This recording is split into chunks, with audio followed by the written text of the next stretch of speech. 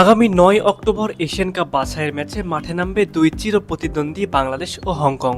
Match শুরুর এখনও বাকি রয়েছে বেশ কয়েকদিন, কিন্তু তার আগেই যেন হংকং ফুটবল দলের বাংলাদেশকে নিয়ে দুশ্চিন্তার কোনো শেষ নেই। তার উপর যখন ওরা দেখবে English premier league, MLS, Canadian, Italian league সহ আরো নামি দামি ফুটবলাররা বাংলাদেশ দলে খেলবে, তখন তো ভয়ে পালিয়ে যেতে বাধ্য হবে তারা। হংকংকে হারানোর জন্য শক্তিশালী একটি স্কোয়াড তৈরি করেছে বাংলাদেশ, যে স্কোয়াড থেকে বেস্ট 11 বাছাই করা হবে, যে একাদশ খেললে পালানোর পথ খুঁজে পাবে না হংকং ফুটবল দল। 11 জনের এই প্লেইং 11-এর কে কে চান্স পাবে, প্রিয় দর্শক চলুন এক নজরে দেখে নেই সেই একাদশ সম্পর্কে। প্রথমেই থাকছে গোলকিপিং পজিশন। গোলবারের নিচে বাংলাদেশে দীর্ঘদিন ধরেই সার্ভিস দিয়ে গেছেন দক্ষিণ এশিয়ার সেরা গোলকিপার আনিসুর রহমান জিকো, কিন্তু কিছু বিতর্কে জড়ানোর কারণে বাংলাদেশ দল থেকে বাদ পড়তে হয় জিকোকে। তারপরে দলের ভরসা হয়ে ওঠেন বাজপাখি মেহেদী হাসান শ্রাবণ ও মিতুল মার্মা। হ্যাবিয়ার কাবরেরার প্ল্যানে বর্তমানে মিতুল মার্মা বেশ ভালোভাবে আছে, সুতরাং বলাই যায় যে হংকং ম্যাচেও গোলবারের দায়িত্ব সামলাবেন মিতুল।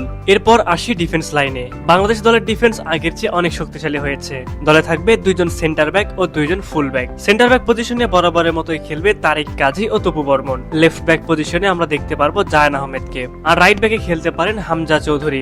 যদিও হামজা একজন প্রপার ডিফেন্সিভ মিডফিল্ডার, তবুও ম্যাচের সিচুয়েশন অনুযায়ী তার পজিশন চেঞ্জ করে ফুল ব্যাকে নেমে আসতে পারেন তিনি। মিডফিল্ডের দিকে যদি তাকাই তাহলে সেখানে আমরা তিনজনকে দেখতে পারবো। ডিফেন্সিভ মিডে থাকবেন সমিত সোম, অ্যাটাকিং মিডে খেলবেন সোহেল রানা, তার পাশে থাকবেন অভিজ্ঞ জামাল ভুঁইয়া। এরপর আসে সবচেয়ে গুরুত্বপূর্ণ পজিশন ফরওয়ার্ড লাইনে, যেখানে সবচেয়ে বেশি আলোচনা ও সমালোচনা হয়ে থাকে। এই জায়গায় লেফট উইং পজিশনে আমরা দেখবো ফাহমিদুল ইসলামকে, রাইট উইং পজিশনে খেলবেন রাকিব হোসেন এবং ফরওয়ার্ড পজিশনে সুযোগ পেতে পারেন তরুণ ফুটবলার আলামিন। ঘরোয়া ফুটবলে ভালো খেললেও বারবার সুযোগের অভাবে জাতীয় দলে নিজেকে প্রমাণে ব্যর্থ হচ্ছেন তিনি। তবে গুঞ্জন রয়েছে হংকং ম্যাচের শুরু থেকে খেলতে পারেন আলামিন। বাংলাদেশ জাতীয় ফুটবল দলে অনুশীলন পর্যবেক্ষণ করে এতটুকু নিশ্চিত হওয়া গেছে যে এটাই হতে পারে হংকং এর বিপক্ষে বাংলাদেশের সম্ভাব্য একাদশ। সুপ্রিয় দর্শক, আপনাদের কাছে কি মনে হয়, কেমন হতে পারে হ্যাবিয়ার কাবরেরার বেস্ট 11? অবশ্যই এই বিষয়ে আপনারা কি ভাবছেন তা আমাদের কমেন্টে জানাতে ভুলবেন না।